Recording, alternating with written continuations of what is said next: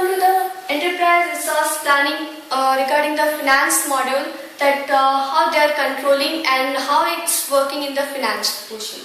So finance, they're basically that how we are investing our money in a proper way, or how we are allocating it in a proper way in during certainty and uncertainty situation, and based on our budget of the organization, how they are dealing with these things.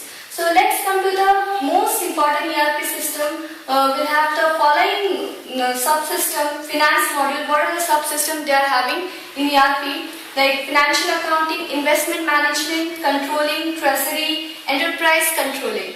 So financial accounting, nothing but the accounting which is done, especially the general accountings like general ledger, account receivable, payable, special ledgers, fixed asset accounting, legal consideration. So general ledger, they'll be considering that the group or the company accounting in a different, like different accounts of the ledger, whatever it's followed. So they'll be taking care of that each and every accounting individually, and this is what they used to help. And account receivable and payable, they will be focusing on that customer and vendors, that receivable and payable part. So they will be including. Here we can see in the chart that financial model components. There we are having general ledger, purchasing, that is quantity and value, sales, order and bill, customer, receivable, employees, then fixed assets, and vendor payable.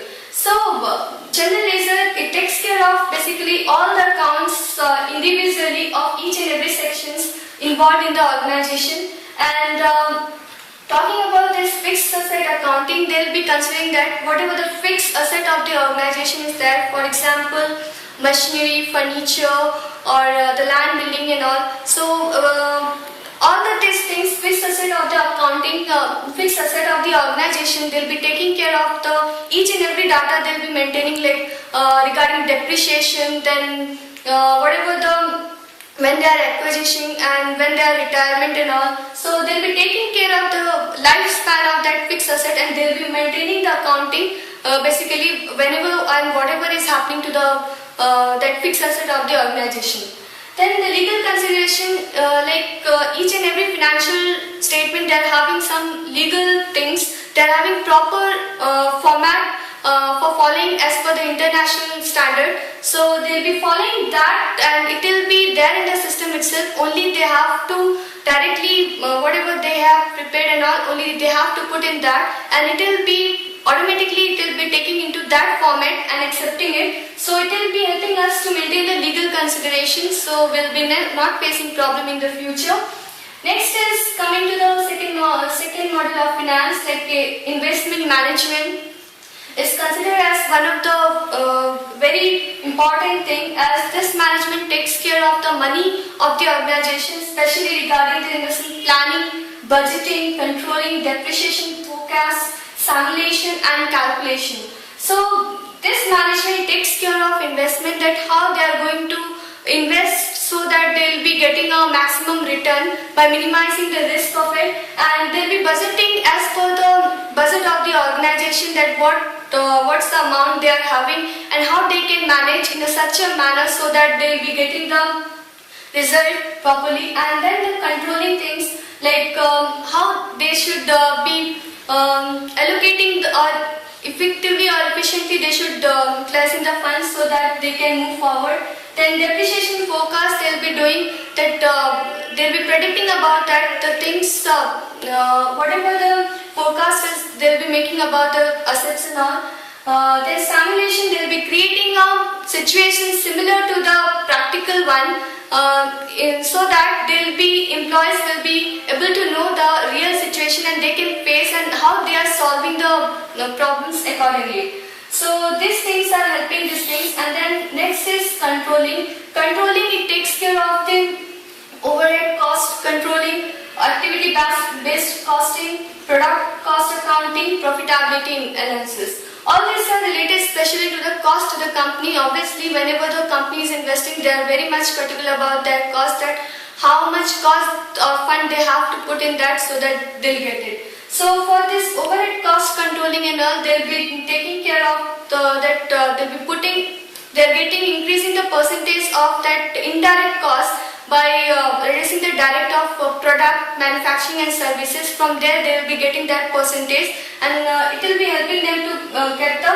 overhead cost controlling. And activity based costing, they will be having a specific, they'll divide the things in activity based, that which one is profitable to them, and based on that they'll be doing an evaluation. And then product cost accounting, they'll be taking care of the manufacturing as well as the product services what they are going to get it. So they'll be comparing with the actual cost what they are having and the standard cost, and the difference of that it will be taken care of, and lowest price of the product is chosen for the marketing. And then treasury is it deals with the cash management, treasury management, market risk management, fund management.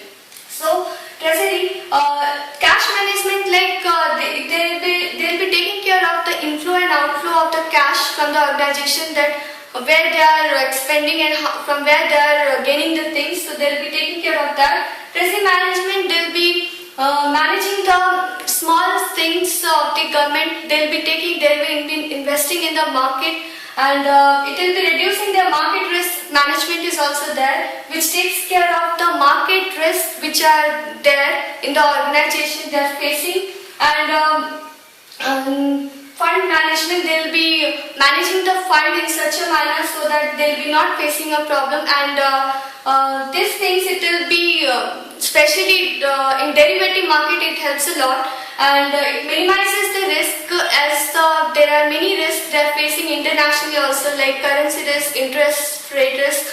So there are few risks which the company is facing. So this treasury, it will be taking care of this with the help of this ERP system. And then enterprise controlling, they will be basically controlling this executive information system, business planning and budgeting, profit center accounting. So executive information system, they will be taking care of each and every day-to-day transaction whatever the company is following, and they'll be considering the things that what are the things they should do and how they should maintain the things, and business planning and budgeting they'll be doing, so that they can monitor the things by budgeting and planning, and they can make utilize of their budget in a good way. And then profit center accounting, they will take care of the profitability of the company, and whenever the employee is needing any profitability of anything report and all, so they can update themselves that what is what, and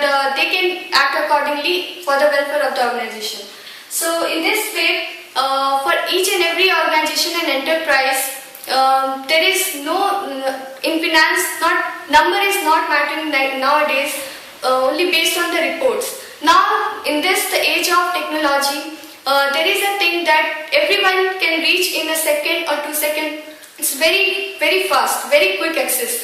So we should, with the help of ERP, we are able to access it, and if we want the enterprise to see our enterprise in for tomorrow position, so we should know about that today, and which updated by the ERP each and every moment's information. Thank you.